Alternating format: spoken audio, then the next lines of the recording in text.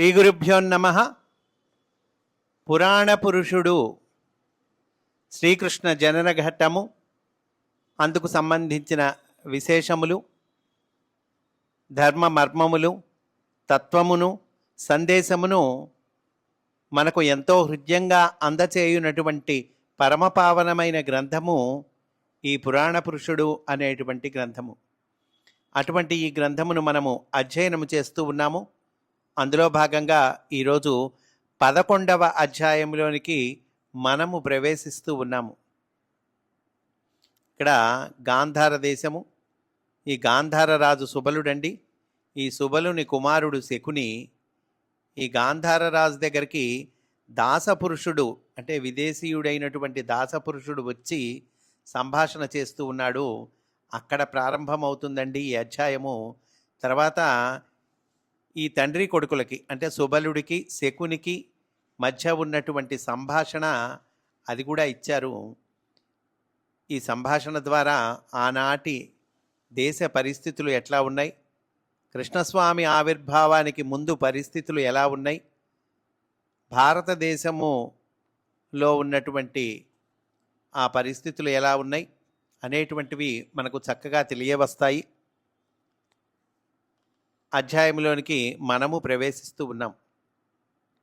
అతి దుర్లభమైన ప్రభు దర్శనమునకై 4 దినముల నుండి ఆతురతతో వేచియున్నాము. వేచియున్న మాకు తమ దివాణమున రాచమర్యాదలు జరుగుతున్నవి. నేటికి తమ దర్శనము మాకు లభించినది. తమ ఆదరమును ఎన్నడును మరచిపోము.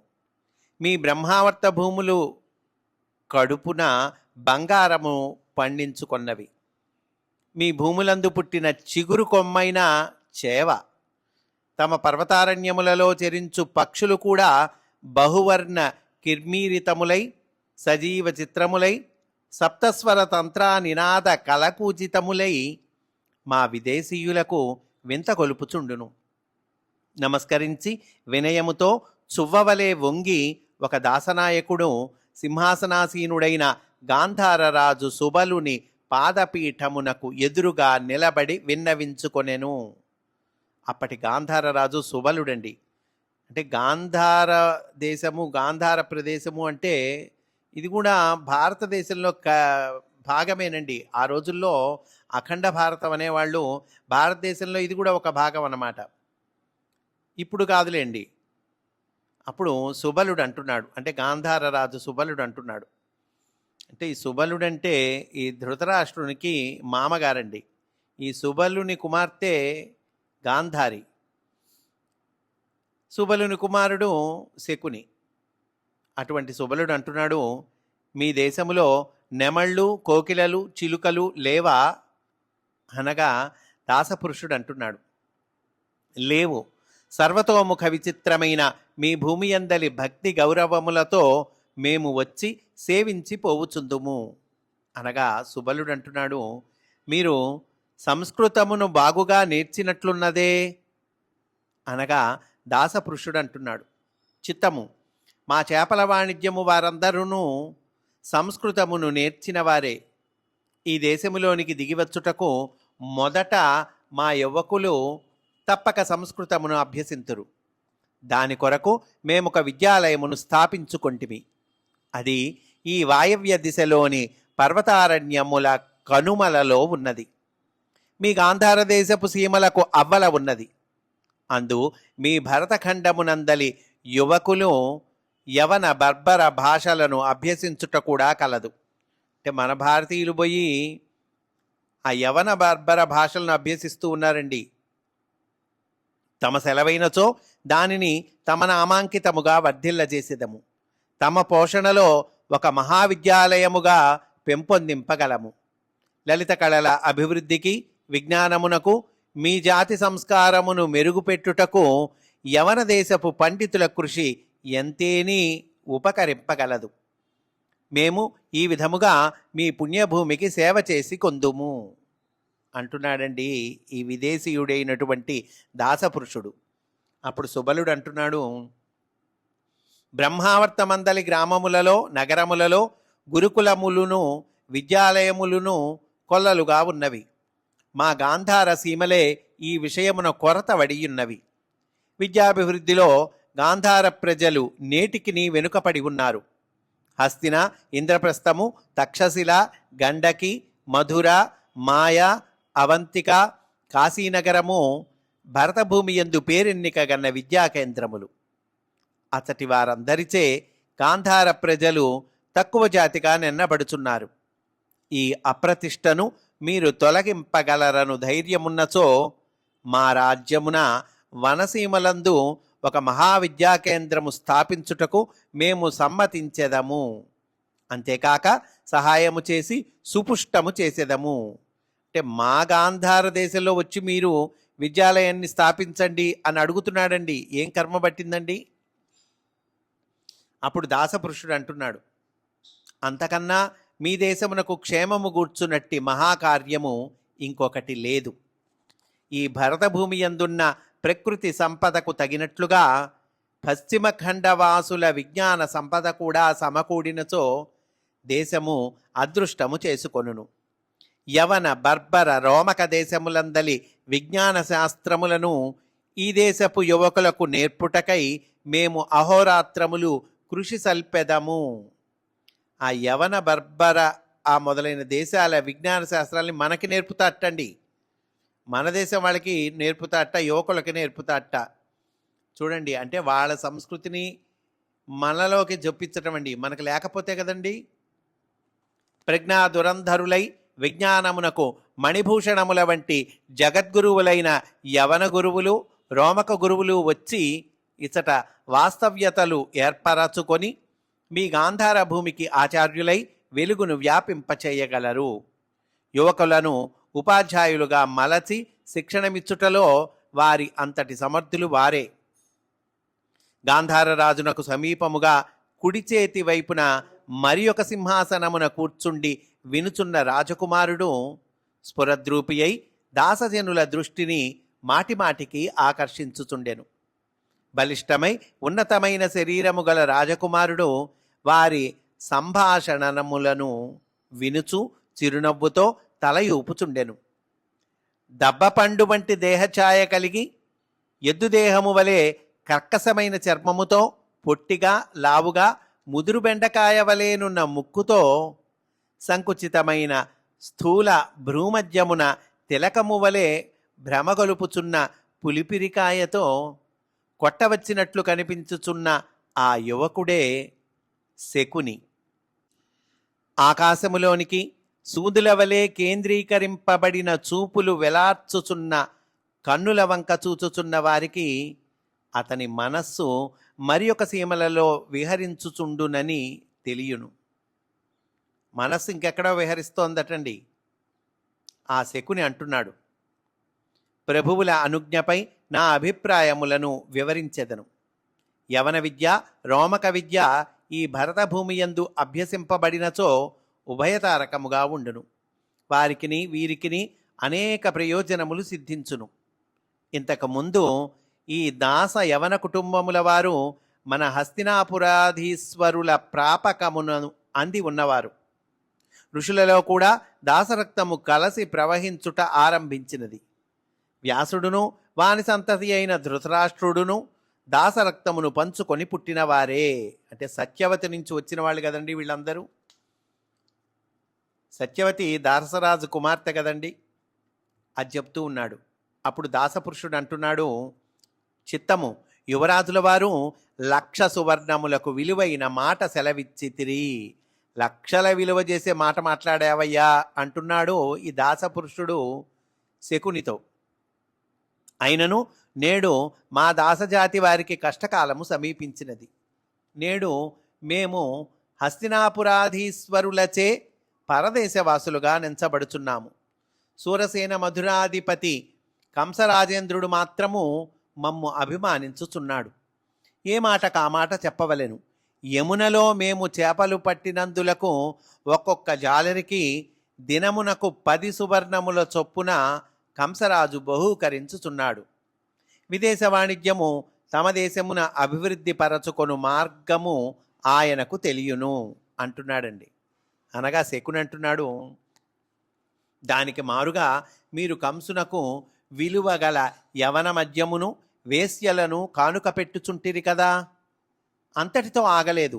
దానికి 10 రెట్లు విలువగల సువర్ణములను మీ వేశ్యలు కంసుని నుండి బహూకరణము పొందుచున్నారు.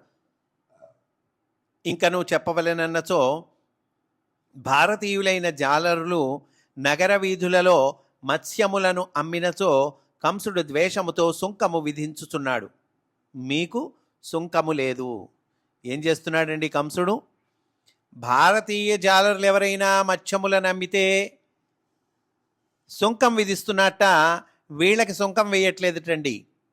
అప్పుడు దాసపురుషుడు అంటున్నాడు, చిత్తము కంసరాజేంద్రుల అభిమానమును ఇది వరకు మేము చూరగొనిన మాట వాస్తవమే, కాదనుటలేదు. కానీ ఇప్పుడు కాలము మారినది. హస్తినాపురాధీశ్వరులు కేసి అనువానిని పిలిపించి వానికి మధురపై రహస్యాధికారం ఇచ్చినారు. కంసుని ఆదాయము గుట్టుమట్టులన్నీయూ కేసికి తెలియను. కేసి అధికారి అయి మా దగ్గర నుండి దుర్భరమైన సుంకము రాబట్టుచున్నాడు. అందు సగము హస్తినాపుర ప్రభువులకు, సగము కేసికిని పంపకములు జరుగుచున్నవి. దానితో మా వాణిజ్యము పడిపోయినది. గోరుచుట్టపై రోకటి పోటు వలె మగధపతి జరాసంధుడు విదేశీయులను దేశము నుండి వెడలగొట్టుటకు పగబూనెను. జరాసంధుడు యావత్ భారత సమ్రాట్టు కాగలడని వారి అనుయాయులు నమ్ముచున్నారు. కొలది మాసములలో మా వారి కుటుంబములు ప్రాణరక్షణమునకై దేశములు విడిచిపోవలసి వచ్చును. జరాసంధుడు శత్రులోకములకు కాలభైరవుడు. తమరు మాకు తమ గొడుగు నీడలో తావిచ్చినచో మీ భూమి యందు నిలువ నీడ ఉండును. అప్పుడు మీకు మేము ఎంతైనా చేయగలము అంటున్నాడండి. కొంచెం నీడిస్తే చాలయ్యా మాకు అంటున్నాడు.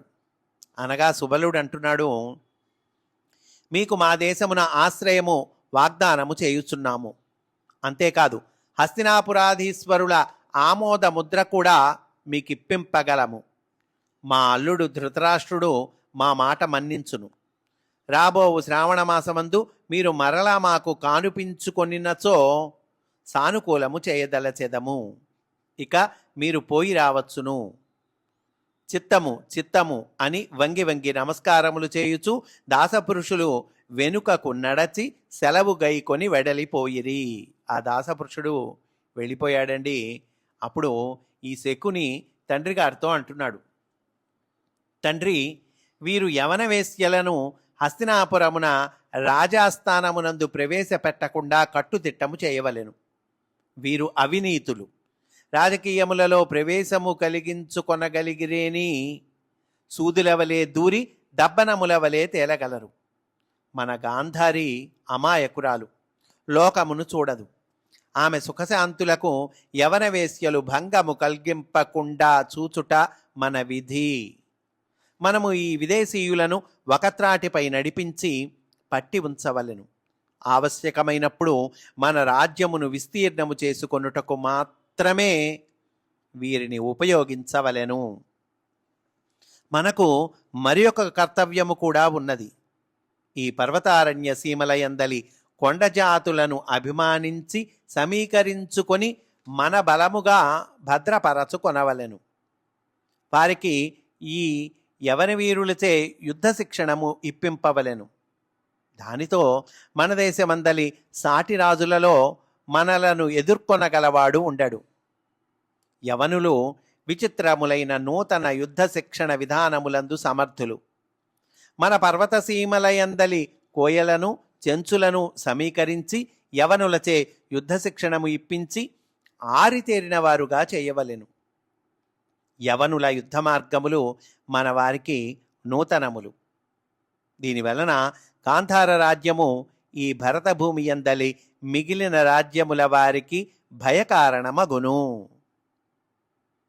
శకుని వాదం చూడండి ఎట్లా ఉంటుందో, శకుని ఆలోచనలు ఎలా ఉన్నాయో. బ్రహ్మావర్తము వారి దృష్టిలో గాంధారములు ఎప్పుడునూ భరత భూమిలోని భాగములు కావు. మనము దానికి తగిన విధముననే మెలగవలెను. రాజనీతి ప్రకారము మన కర్తవ్యము ఇదియే. ఈ యవన బర్బర దాసజాతుల వారు యుగముల తరబడి భరతభూమిని కబళించుటకు ఆశపడినవారు. కాలవశమున ధృతరాష్ట్రుడు మన ఇంటి అల్లుడైనాడు. యవన బర్బర దాస బలములను ఉపయోగించుకొనవలెను. హస్తినపై తమ హస్తము బలిష్టము కావలెను. కొండజాతి వారిని కూడదీసి అంగబలముగా నిలుపవలెను. అర్ధబలమునకై నాది మరి ఒక ప్రణాళిక ఉన్నది. ఇది అంగబలానికి. అర్ధబలం అంటే డబ్బులు, ఫైనాన్స్. దానికోసం ఇంకో ప్రణాళిక ఉన్నదట. ఆ ప్రణాళిక చెబుతూ ఉన్నాడు. చూడండి ఈ శకుని ఆలోచనలు ఎలా ఉన్నాయో. పర్వతారణ్యములందలి దారు వృక్షములను కొట్టించి ఆ కలప విదేశీయులకు అమ్మవచ్చును. కలప కొట్టించిన తావులందు పండ్ల తోటలను పెంచి ఫల సంపదను కూడా విదేశ వాణిజ్యపరుల సహాయమున విక్రయింపవచ్చును అంటున్నాడండి. పర్వతారణ్యంలో వృక్షాలను కొట్టిస్తాట, విదేశీయులకు అమ్ముతాట. చూడండి. అప్పుడు తండ్రి గారైనటువంటి సుబలుడు అంటున్నాడు, దానికి హస్తినాపుర ప్రభువులు అంగీకరింపరు. భీష్ముడు సూక్ష్మబుద్ధి. అడవులను కొట్టించినచో వర్షములుండవు, సముద్ర తీరములందు ఉప్పెనలు రేగును. అదీ కాక కలపను, ఫలములను, సస్యమును పైదేశములకు విక్రయించినచో భరతభూమియందు సామాన్య జనులకు భోజన పదార్థములు అందుబాటులో లేకుండా పోవును. దేశము దారిద్ర్యమును అనుభవించును. కనుకనే హస్తిన ప్రభువులు దీనికి సమ్మతింపరు. దీర్ఘదర్శి అయిన భీష్ముడు ధృతరాష్ట్రుని అంగీకరింపనీయడు అనగా శకుని అంటున్నాడు. బావగారు ధృతరాష్ట్రులు సువర్ణప్రియులు. అంతర్దేశీయ వాణిజ్యమున వారికి కూడా భాగము పెట్టినచో ఇవి అన్నియు సద్గుణములుగా మారును. దేశ సౌభాగ్యమునకు, వాణిజ్య వ్యాప్తికి ఈ పద్ధతులు ఆవశ్యకములని అతడే చాటును. నేడు ఎవ్వడు ఏ పని చేయదలిచినను ధృతరాష్ట్రునకు, కంసునకు, కేసికి వేరువేరుగా భాగములు పెట్టవలెను. కావనుకొనిన కార్యములు సుగమములగుచుండును. వీళ్ళకి లంచాలు పెట్టాలి, భాగాలు పెట్టాలి. లెక్క ప్రకారం, రేషియోల ప్రకారం ధృతరాష్ట్రుడికి ఇవ్వవలసింది ధృతరాష్ట్రునకు, కంసునికి ఇవ్వవలసింది కంసునకి, కేసుకి ఇవ్వవలసింది కేసుకి ఇవ్వాలి. అప్పుడు కావు అనుకున్న కార్యాలు కూడా అవుతాయి అంటున్నాడండి. రాబోవు దశాబ్దములలో కురు సామ్రాజ్యమునకు ప్రభువు ఎవ్వడను సమస్య పుట్టక తప్పదు. దానికి ధృతరాష్ట్రుడు విషబీజము. దానిని నిర్ణయించుటకు కీలకము భీష్ముని చేతిలో ఉన్నది. భీష్ముడు రాజ్య పరిత్యాగము చేయుట వలననే కదా ధృతరాష్ట్రునకు రాజ్యము సంక్రమించినది. భీష్మునకు అసంతృప్తి కలిగింపకుండా ధృతరాష్ట్రుడు మెలుగునట్లు మనము చూచుకొనవలెను.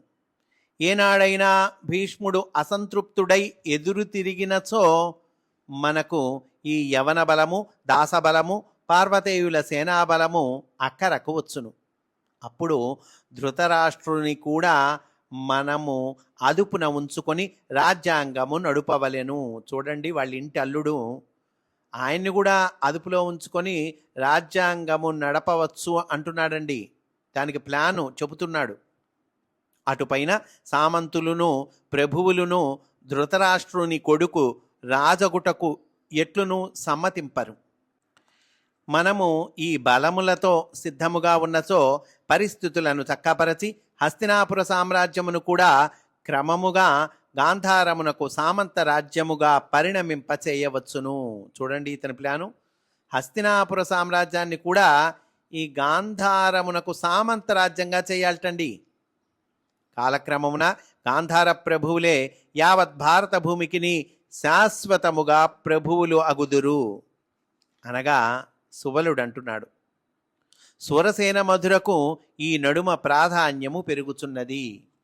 పురాణ పురుషుడు దేవకీ గర్భ సంభూతుడై అవతరించి భారత ధర్మమును నెలకొల్పునని యాదవులందరూ ఘోషించుచున్నారు అనగా శకుని అంటున్నాడండి. శకుని ఇక్కడ నాస్తికవాదాన్ని వినిపిస్తాడు.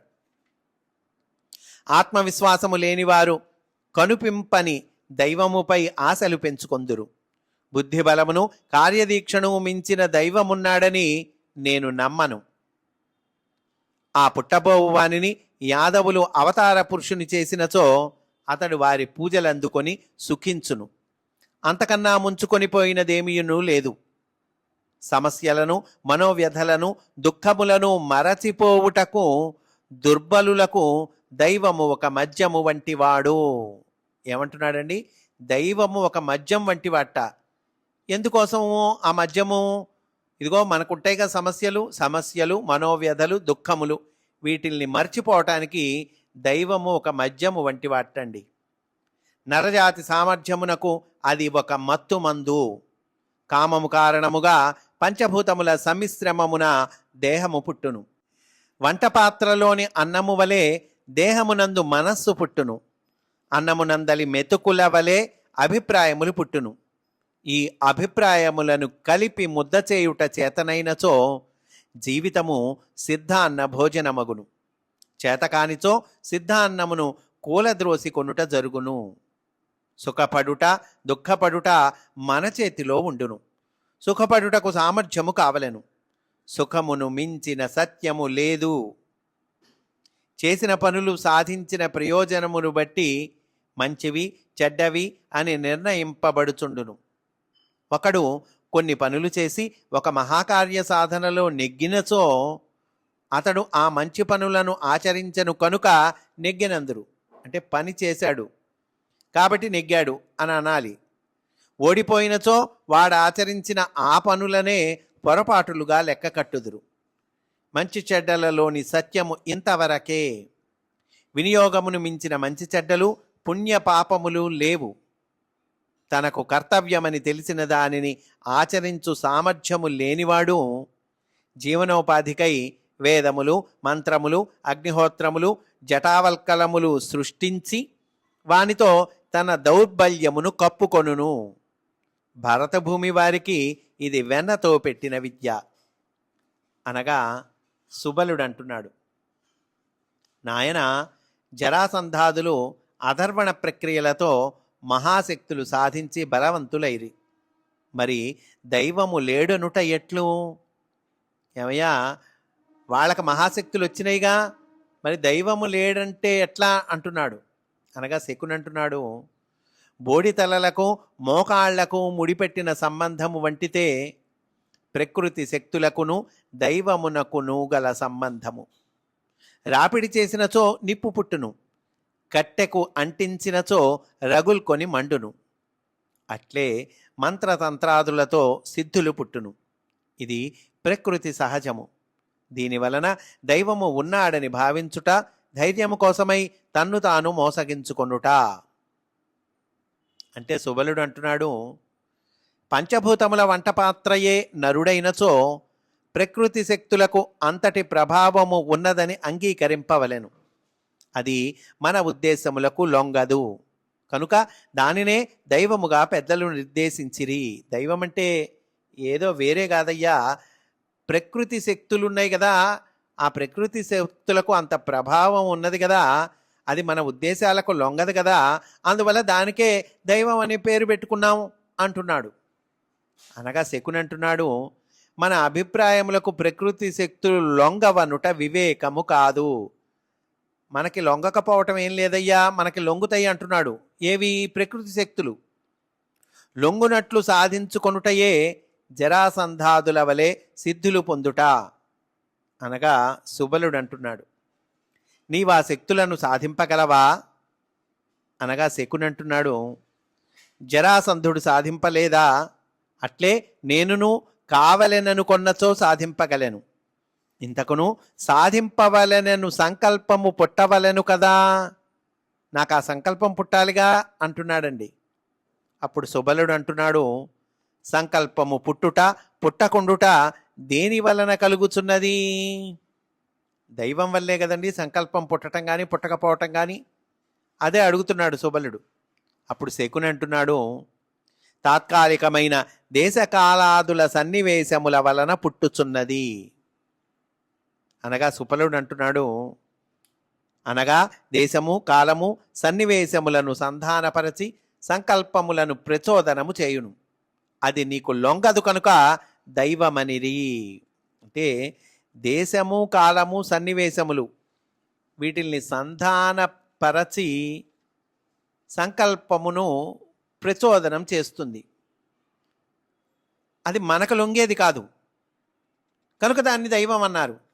అనగా శకుని అంటున్నాడు, నా జీవిత సర్వస్వము ధారబోసి దీని సత్యాసత్యములను తేల్చెదను. ఒకవైపు వారు చెప్పిన పురాణ పురుషుడు చేయుచున్న పనులన్నిటికీ మరి ఒక వైపు నుండి నేను పరిహారములుగా సన్నివేశములను కల్పించి తీరెదను. పురాణ పురుషుడు అంటే ఎవడండి? భగవంతుడు.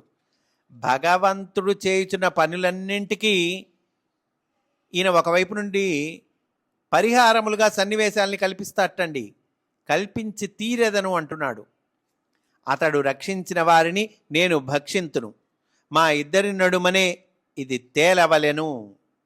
అనగా సుబలుడు అంటున్నాడు, అది తేలుసరికి మనము ఉండుట లేకుండుట మన చేతిలోనిది కాదని చెప్పుటకు పుట్టుచూ చచ్చుచున్న ఈ జీవకోటులే నిదర్శనము. ఏమయ్యా, మనం ఉండాలిగా.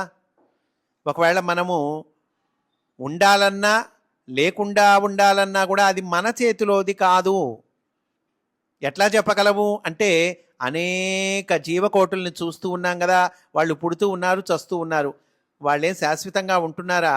నేను శాశ్వతంగా ఉండాలి ఈ భూమి మీద అని అనుకుంటే కుదురుతుందా? కుదరదుగా అంటున్నాడండి సుబలుడు. సుబలుని ఈ మాటతో ఈ అధ్యాయాన్ని పూర్తి చేశారు. స్వస్తి. వాసుదేవా.